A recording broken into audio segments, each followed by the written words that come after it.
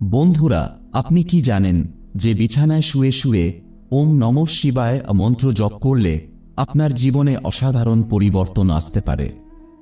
হ্যাঁ, এই মন্ত্র জপ করলে শুধু মানসিক শান্তি পাওয়া যায় না, বরং এটি আপনার শরীর ও আত্মাকে সঞ্জীবনী শক্তি প্রদান করে। তাই আজকের এই ভিডিওতে জানুন এই সাধারণ মন্ত্রের অসাধারণ উপকারিতা, যা আপনাকে শুধু শান্তি নয়, বরং ইতিবাচক শক্তি ও আত্মবিশ্বাসও দেবে। আজই এই কৌশলকে আপনার রাতের রুটিনে অন্তর্ভুক্ত করুন এবং দেখুন কিভাবে আপনার জীবনে অলৌকিক পরিবর্তন আসে। আমার প্রিয় ভক্তগণ, আজ আমরা আপনাদের বলবো যে শয্যাশায়ী অবস্থায় ভগবান শিবের পঞ্চাক্ষরী মন্ত্র ওম নমঃ শিবায় জপ করলে কি হয় এবং কি কি ঘটনা ঘটে, এই বিষয়েই আজকের ভিডিওতে আলোচনা করা হবে। সুতরাং ভক্তগণ, দয়া করে আজকের পুরো ভিডিওটি দেখুন। আর যদি আপনি আমাদের চ্যানেলে নতুন হয়ে থাকেন, তবে অবশ্যই চ্যানেলটি সাবস্ক্রাইব করুন এবং কমেন্টে লিখুন হর হর মহাদেব। তো ভক্তগণ, চলুন শুরু করি ভিডিওটি। এই মন্ত্রের জপ মাত্র 108 বার করলেই, গুরু ছাড়াই, ব্রহ্মচর্য ছাড়াই আপনি এমন কিছু পাবেন যা আপনাকে বিস্মিত করবে। এই মন্ত্র নিজেই একটি মহাশক্তিশালী মন্ত্র, এর কোনো তুলনা নেই। এই মন্ত্রের দেবতাকে মৃত্যুর দেবতাও বলা হয়, কারণ স্বয়ং মৃত্যুও যার অধীন, তিনি এই মন্ত্রের অধিষ্ঠাতা। তাঁর ইচ্ছাতেই এই সমগ্র মহাবিশ্ব পরিচালিত হয়, আর তাঁর ইচ্ছাতেই সমস্ত জীব জগতের পালন হয়। আর এই মন্ত্রের দেবতা হলেন কালদেরও কাল, মহাকাল, অর্থাৎ স্বয়ং ভগবান শিব। ভক্তগণ, ভগবান শিবের এই মন্ত্র, যার বিষয়ে আমি এখন বলবো, সেটি হল ওম নমঃ শিবায় মন্ত্র। অনেকেই এই মন্ত্রকে হালকাভাবে নেন এবং অনেকেই এই মন্ত্রের প্রকৃত মাহাত্ম্য বোঝেন না। আমিও একজন সত্যিকারের শিব ভক্ত এবং আমি নিজেও বহুবার এই মন্ত্রের জপ করেছি এবং আমি এই মন্ত্রের শক্তি ও সিদ্ধি লাভ করেছি। ভগবান শিবের কৃপায় আমার সমস্ত কাজ সহজে সফল হতে শুরু করেছে, কারণ আমি এই মন্ত্র জপ করেছি। তাই আমার অভিজ্ঞতার ভিত্তিতেই আজ আমি আপনাদের বলবো যে কিভাবে এই মন্ত্র আপনার জীবনকে পরিবর্তন করতে পারে, কিভাবে এটি আপনার শারীরিক, মানসিক ও পার্থিব জীবনে রূপান্তর নিয়ে আসে। ওম নমঃ শিবায় মন্ত্রটি 6টি অক্ষর নিয়ে গঠিত, তাই একে স্বরাক্ষরী মন্ত্র বলা হয়। যদি এই মন্ত্র থেকে ওম শব্দটি বাদ দেওয়া হয়, তবে এটি 5টি অক্ষরের হয়, যাকে পঞ্চাক্ষরী মন্ত্র বলা হয়। যে কোনো মন্ত্র জপ করার আগে যদি তার আগে ওম শব্দটি জুড়ে দেওয়া হয়, তবে সেই মন্ত্রের শক্তি বৃদ্ধি পায় এবং সেই শক্তি ব্রহ্মা, বিষ্ণু এবং শিবের সাথে যুক্ত হয়। ফলস্বরূপ এই মন্ত্রের সিদ্ধি দ্রুত লাভ হয়। তাই যে কোনো মন্ত্র ওম শব্দ যোগ করেই তার নিয়মিত জপ করা উচিত। অনেক সময় কোনো মন্ত্রের আগে ও পরে ওম যোগ করে জপ করা হয়, এতে মন্ত্রের শক্তি সুরক্ষিত থাকে। এখন কথা হলো, যদি আপনি শুয়ে শুয়ে এই ওম নমঃ শিবায়ের মন্ত্র জপ করেন, তবে আপনি কি কি পাবেন? ভক্তগণ, প্রথমে এটি জেনে রাখুন যে ভগবান শিবের এই ওম নমঃ শিবায় মন্ত্র এমন একটি মন্ত্র যা ব্রহ্মাণ্ডের শ্রেষ্ঠ মন্ত্রগুলির মধ্যে গণ্য করা হয়। যেমন নবার্ণ মন্ত্র, দ্বাদশ মন্ত্র, অষ্টমন্ত্র, গায়ত্রী মন্ত্র, মহামৃত্যুঞ্জয় মন্ত্র এবং বেদের অন্যান্য মন্ত্র, এই সমস্ত উচ্চস্তরের মন্ত্রের মধ্যে ওম নমঃ শিবায় মন্ত্র অন্তর্ভুক্ত। আর এই মন্ত্র এতটাই শক্তিশালী ও অলৌকিক যে এর সম্পর্কে কিছু বলা মানে সূর্যকে প্রদীপ দেখানোর মতো। তবে এটি নির্ভর করে যে আপনি এখনো পর্যন্ত এই মন্ত্র কতটা জপ করেছেন এবং আপনার জপ দ্বারা এই মন্ত্রটি জাগ্রত হয়েছে কিনা। যদিও সাধারণভাবে বলা হয় যে আপনি যদি কোনো মন্ত্রকে বিছানায় শুয়ে শুয়ে জপ করেন, তাহলে সেটি সিদ্ধ হয়ে যায়, কিন্তু ভক্তগণ, এই কথা পুরোপুরি সত্য নয়। দেখুন, এই ব্রহ্মাণ্ডে যত মন্ত্র আছে, যত তন্ত্র আছে, সেগুলো সকলই ভগবান শিবের দ্বারাই উৎপত্তি করা হয়েছে। সেটা ওম নমঃ শিবায় মন্ত্র হোক, গায়ত্রী মন্ত্র হোক, মৃত্যুঞ্জয় মন্ত্র হোক বা অন্য যে কোনো মন্ত্র, মহাবিশ্বের সমস্ত মন্ত্রই ভগবান শিবের দ্বারা সৃষ্টি হয়েছে। তবে এখানে এই কথাটিও বুঝে নেওয়া উচিত যে সাবর প্রকৃতির মন্ত্রগুলো ভগবান শিব দ্বারা সৃষ্ট নয়, তাই সাবর মন্ত্র অল্প কয়েকবার জপ করলেই সিদ্ধ হয়ে যায়।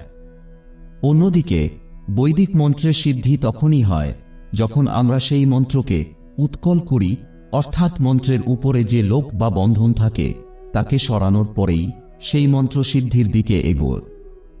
মন্ত্র উৎকলনের জন্য আমাদের শাস্ত্রে যে পদ্ধতি বলা হয়েছে তা অনুসরণ করেই মন্ত্রকে উৎকলন করতে হয়। আরেকটি উপায় হল আপনি মন্ত্রের এত বেশি জপ করুন, এত বেশি জপ করুন যে মন্ত্রের উপরে বাঁধন যেন নিজেই ভেঙে পড়ে। এতে মন্ত্র শুধু উৎকল হয় না, বরং মন্ত্র তার নিজের সিদ্ধির দিকেও অগ্রসর হয়। এমনিতেই যখন আপনার মন্ত্র সিদ্ধ হয়ে যায় তখন আপনি বহু অভিজ্ঞতা লাভ করেন, অনেক উপকার পান এবং সবচেয়ে বড় লাভ হল আপনি আপনার ইষ্টদেবতার দিব্য দর্শন লাভ করেন। দ্বিতীয় উপকার হল যখন আপনি বিছানায় শুয়ে শুয়ে জপ করেন তখন আপনার চারপাশে বা বাড়িতে যদি কোনো নেতিবাচক শক্তি থাকে তবে ইষ্টের কৃপা এবং আপনার জপের প্রভাবে সেই নেতিবাচক শক্তিও নষ্ট হয়ে যায়। ভক্তগণ ওম নমঃ শিবায় মন্ত্র জপ করলে নেতিবাচক শক্তি আমাদের থেকে দূরে থাকে এবং যখন আমাদের জীবন থেকে নেগেটিভিটি দূর হয়ে যায় তখন আমাদের সমস্ত কাজ খুব সহজেই সফল হতে শুরু করে। নেতিবাচক শক্তির প্রভাবে আমাদের বুদ্ধি সঠিক সিদ্ধান্ত নিতে পারে না, আমাদের চিন্তা ও বিশ্লেষণের শক্তি দুর্বল হয়ে যায়, যার ফলে বহু কাজে বাধা সৃষ্টি হয়। এমতাবস্থায় মন্ত্র জপের প্রভাবে ব্যক্তি নিজেকে এবং নিজের ঘরকে সুরক্ষিত রাখতে পারে। মন্ত্রসিদ্ধি একটি আলাদা বিষয়, তবে আপনি যদি প্রতিদিন সিদ্ধি ছাড়াও ওম নমঃ শিবায় মন্ত্র বা অন্য কোনো মন্ত্র জপ করেন তাহলে সেই জপের প্রভাবে আপনার চারপাশে এমন একটি সুরক্ষা বলয় তৈরি হয় যা নেতিবাচক শক্তি থেকে আপনাকে রক্ষা করে। তাই যদি আপনি এই দুটি জিনিস, মন্ত্রসিদ্ধি না হলেও মন্ত্র জপের এই প্রভাবও যদি আপনি পেয়ে যান তাহলে ধরে নিন যে আপনি সবকিছুই পেয়ে গেছেন। ভক্তগণ, তৃতীয় বড় লাভ যা মন্ত্রসিদ্ধি অথবা শুয়ে শুয়ে জপ করার ফলে হয় তা হল আপনি কিছু ঘটনার পূর্বাভাস পেতে শুরু করেন। স্বপ্নসিদ্ধি, বাকসিদ্ধি ইত্যাদি ছোট্ট ছোট্ট সিদ্ধিগুলো আপনি অর্জন করতে থাকেন। এই সমস্ত জিনিস আপনাকে স্বয়ংক্রিয়ভাবে অনুভূত হতে শুরু করে। এমনকি জপের প্রভাবে আপনার কল্যাণ তো হয়ই, পাশাপাশি আপনি অন্যদের কল্যাণ করতেও সক্ষম হয়ে ওঠেন। ভক্তগণ, জপের প্রভাবে আপনার মধ্যে এত শক্তি জন্ম নেয় যে আপনি অন্যের নেতিবাচক শক্তিও দূর করতে পারেন, তার সমস্যার উৎস খুঁজে বের করতে পারেন এবং তার সম্পর্কে সবকিছু বলতে পারেন। ভগবান শিবের কৃপা লাভ করার জন্য ওম নমঃ শিবায় মন্ত্রই সর্বোত্তম এবং শ্রেষ্ঠ একটি মন্ত্র।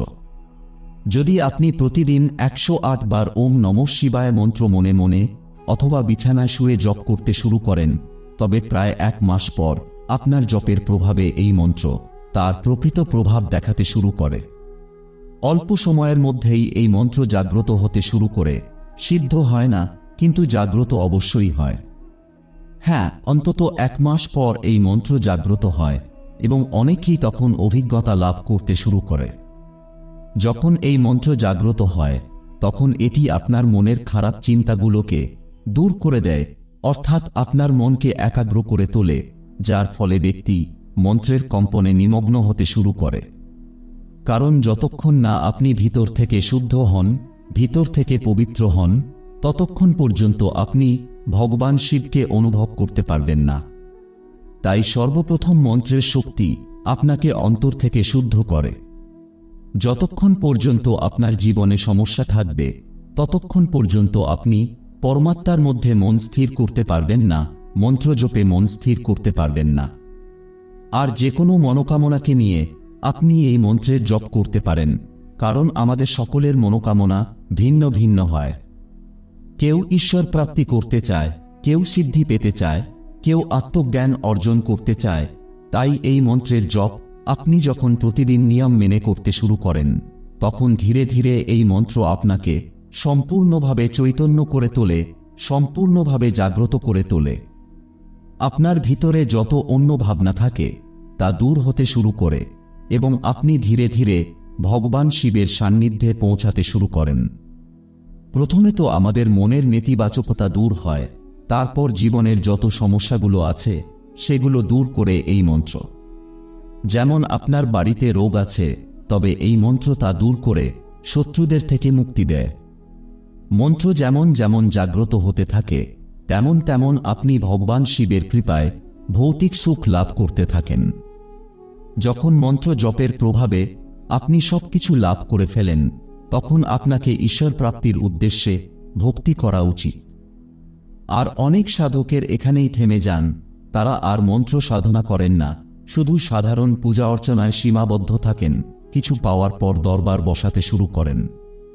কিন্তু এর পরের সাধনাও করা উচিত। এই সব কিছুই মায়ার দ্বারা গঠিত এবং সব সময় মাই মানুষকে বিভ্রান্ত করে রাখে। সিদ্ধির মোহে পড়ে মানুষ নিজের মোক্ষকে ভুলে যায়। তাই যতক্ষণ না আপনি ঈশ্বর প্রাপ্তি করেন, নিজের ইষ্টদেবকে লাভ করেন, ততক্ষণ পর্যন্ত আপনাকে সাধনা করে যেতে হবে। যখন আপনি ঈশ্বর প্রাপ্তি করেন, তখন আপনার ভিতরে এত জ্ঞান জন্ম নেয়, আপনার মধ্যে এত শক্তি, এত আত্মজ্ঞান আসে যে তখন আপনি অন্যদের জ্ঞান দিতে শুরু করেন। তাই মন্ত্র জপ যখন ধীরে ধীরে জাগ্রত হয়, তখন আপনার শরীরেও নানা রকম পরিবর্তন আসতে থাকে, আপনার আত্মায় পরিবর্তন আসে, আপনার বুদ্ধি ও মনের মধ্যেও অনেক রকম পরিবর্তন আসে। আপনার কুণ্ডলিনী শক্তি ধীরে ধীরে সক্রিয় হতে শুরু করে এবং ধীরে ধীরে আপনি দিব্য শক্তির অনুভূতি ও সেই শক্তিগুলোর প্রাপ্তি শুরু করেন। ভক্তগণ, যদি আমরা ওম নমঃ শিবায় মন্ত্রের কথা বলি, তবে আমরা এ নিয়ে একটা সম্পূর্ণ বই লিখে ফেলতে পারি। তবে এই ভিডিওটা অনেক লম্বা হয়ে যেতে পারে। তাই ভক্তগণ, বিছানায় শুয়ে শুয়ে এই মন্ত্রের জপ শুরু রাখুন, যাতে ভগবান শিবের কৃপা আপনার লাভ হয়। ভক্তগণ, এই ভিডিওটি এখানেই শেষ করছি। দেখা হবে নতুন ভিডিওতে। ধন্যবাদ।